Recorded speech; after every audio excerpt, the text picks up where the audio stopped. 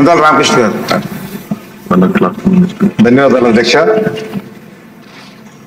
ఈ రాష్ట్రంలో గతంలో నారా చంద్రబాబు నాయుడు ముఖ్యమంత్రిగా ఉన్నప్పుడు విజన్ 2020 అని దేశవ్యాప్తంగా సంచలనాత్మకమైనటువంటి టెక్నాలజీ రెవల్యూషన్ ఏదైతే తీసుకొచ్చారో, ఇప్పుడు లోకేష్ గారు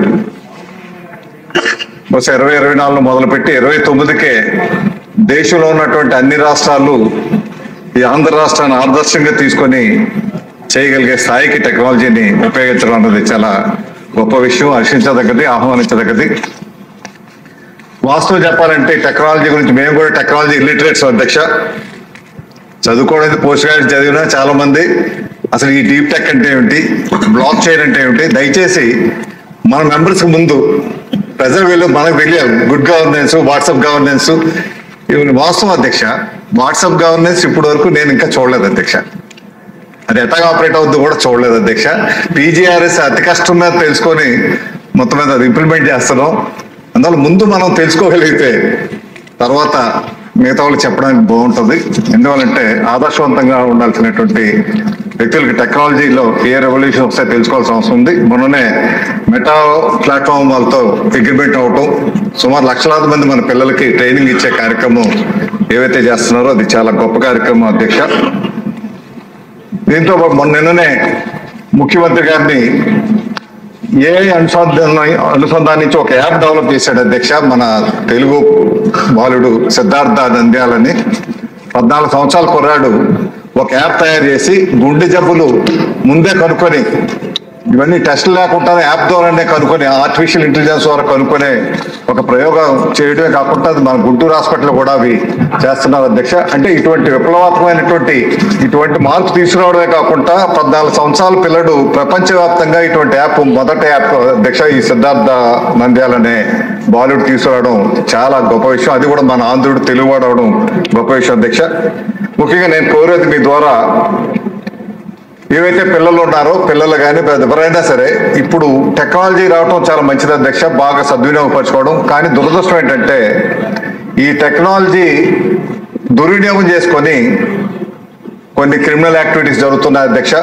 కొంతమంది పిల్లలకి వాళ్ళు చూడకూడనటువంటి కంటెంట్స్ చూసే పరిస్థితులు ఉన్నాయి. కాబట్టి వాటిని ఏ రకంగా బ్లాక్ చేయాలన్నది కూడా మీ ద్వారా అడిగి, ఎందుకంటే స్టాన్ఫోర్డ్ లో చదివి వచ్చారు కాబట్టి మంచి విప్లవాత్మకమైనటువంటి మార్పులు తీసుకొచ్చి ఆ స్థాయికి ఈ రాష్ట్రాన్ని తీసుకెళ్లాలనే ఆలోచనతో ఏదైతే ఉన్నారో, మన నెక్స్ట్ జనరేషన్ పాడవకుండా ఉండాలంటే పిల్లలకి యాక్సెసిబిలిటీ ఇవ్వక తప్పదు ఇప్పుడు ఉన్నటువంటి ఎడ్యుకేషన్ సిస్టంలో. కానీ యాక్సెసిబిలిటీ ఇచ్చేటప్పుడు అడల్ట్ కంటెంట్స్ అన్ని కూడా లేకుండా, ఇటువంటి క్రిమినలైజేషన్ సంబంధించి లేకుండా చేయాల్సినటువంటి అవసరం చాలా ఉంది అధ్యక్ష. ఎందుకంటే ఇప్పుడు 2 సంవత్సరాల పిల్లల నుంచే ఆ పిల్లలకి యాప్ ఇది ఫోన్లో చూపిస్తేనే కానీ వాళ్ళు పాలు కూడా తాగట్లేదు అధ్యక్ష ఇప్పుడు వాస్తవానికి. ఎందుకంటే ఆ మనం చూసాయి కాబట్టి అటువంటి పరిస్థితి ఉంది. దీన్ని మనం సద్వినియోగపరచుకోవడం విధంగా, కాకపోతే దానివల్ల టెక్నాలజీ వాళ్ళకి తెలుస్తుంది, మనం పెద్దయ్యకి తెలిసిన వాళ్ళకి 2 సంవత్సరాలు 3 సంవత్సరాలు తెలుస్తుంది. అది ఎంకరేజ్ చేయాల్సిన విషయం కానీ బట్ లిమిటెడ్ గా చేయాల్సినటువంటి అవసరం ఉంది. ఎందువల్ల దీనివల్ల సైకలాజికల్ ప్రాబ్లమ్స్ కూడా వస్తున్నాయనేసి స్టడీ కూడా చెప్పారు అధ్యక్ష. ఇంకొక 2-3 ముఖ్యమైన విషయాలు చెప్తాం, ఎవరు టచ్ చేయలేనివి. రైతులకు సంబంధించినంత వరకు ఫార్మింగ్ టెక్నాలజీలో కూడా ఇవి ఆర్టిఫిషియల్ ఇంటెలిజెన్స్ మనం తీసుకురావాల్సినటువంటి అవసరం ఎంత ఉంది. మన స్ట్రెంత్ అంతా కూడా ఫార్మింగే కాబట్టి దీంట్లో మన ఆదాయం సంపదని సృష్టించే విధంగా చేయాల్సిన అవసరం ఉంది.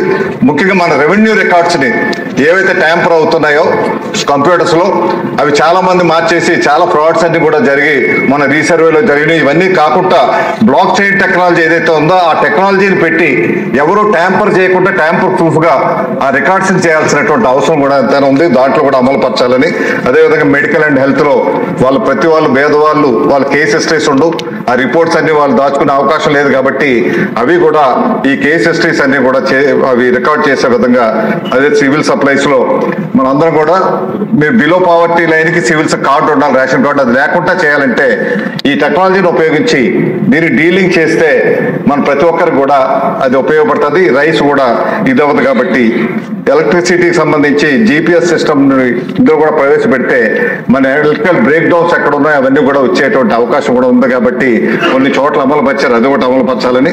అన్నిటికంటే ముఖ్యం ఎథికల్ హ్యాకింగ్.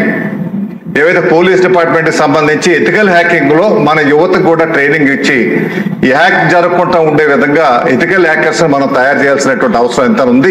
అటువంటివన్నీ కూడా క్రాక్ చేసి ఇమీడియట్ గా పట్టుకోవడానికి అవకాశం ఉంటుంది. కాబట్టి ఎథికల్ హ్యాకింగ్ మీద కూడా దయచేసి దృష్టి పెట్టాల్సిందిగా మరొకసారి మన సభ్యులందరూ కూడా ఒకసారి ఒక ట్రైనింగ్ క్లాస్ లో పెట్టి ఈ టెక్నాలజీలో వచ్చినటువంటి మార్పులు ఏ రకంగా వచ్చాయన్నది అవి తెలియపరచ. ముఖ్యంగా మన పెద్దలు మన పూజ్యులు చంద్రబాబు నాయుడు గారు టెక్నాలజీలో చాలా అందరికంటే ముందు చూపుతా ఉన్నారు.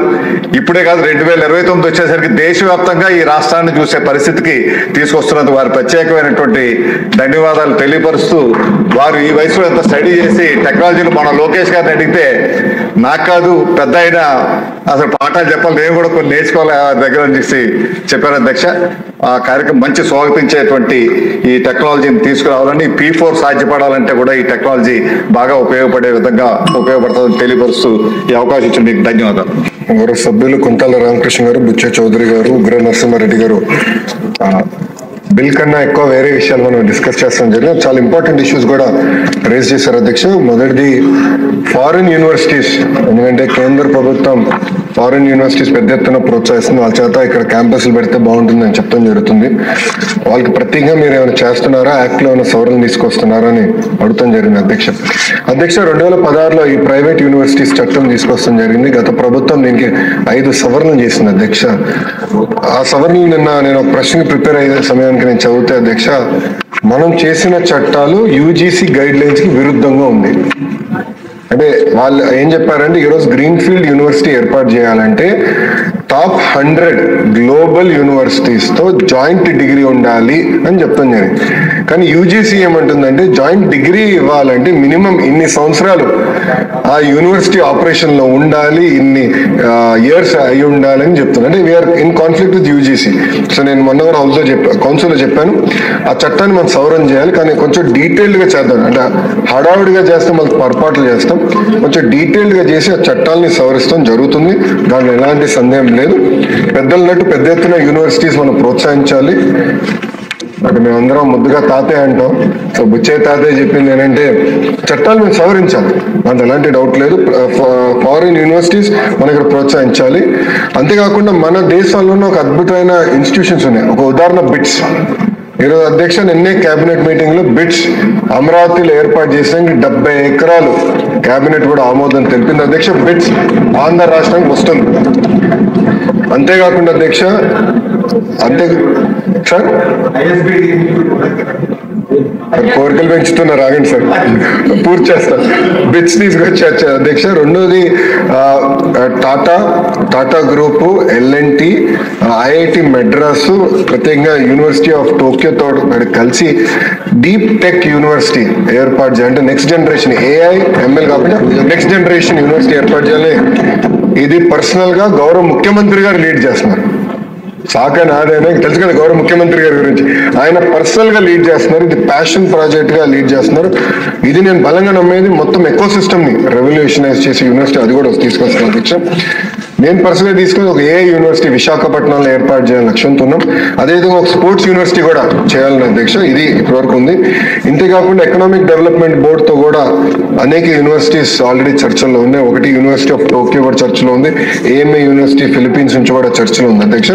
ఇంతేకాకుండా ఇతర యూనివర్సిటీలు కూడా వాళ్ళందరూ వచ్చి కలుస్తూ అంటున్నారు. సో ఈ సెషన్ అయిన తర్వాత వాళ్ళందరితో మీటింగ్ పెట్టుకుని పెద్ద ఎత్తున ప్రైవేట్ రంగంలో కేవలం ఇంటర్నేషనల్ యూనివర్సిటీ కాదు, భారతదేశంలో ఉన్న టాప్ యూనివర్సిటీస్ అందరినీ ఆంధ్ర రాష్ట్రానికి తీసుకొచ్చే విధంగా కేవలం అమరావతి విశాఖపట్నమే కాకుండా అన్ని ప్రాంతాలు, అంటే రాయలసీమకి వెళ్ళాలి, ఎవరు వెళ్ళాలి.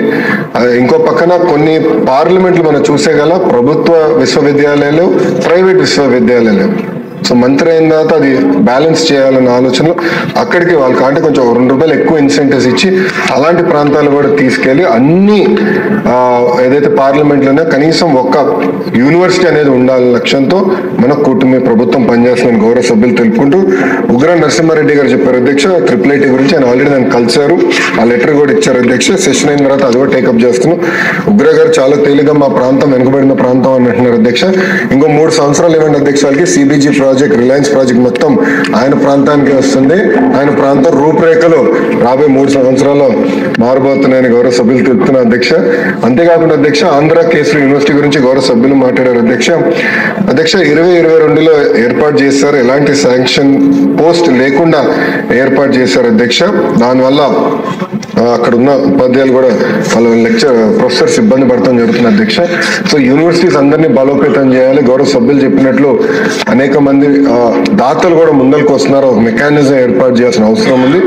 ఆంధ్ర కేసరి యూనివర్సిటీ కూడా ప్రోత్సహించాలనే లక్ష్యంతో మన ప్రభుత్వం పనిచేస్తుంది అధ్యక్ష.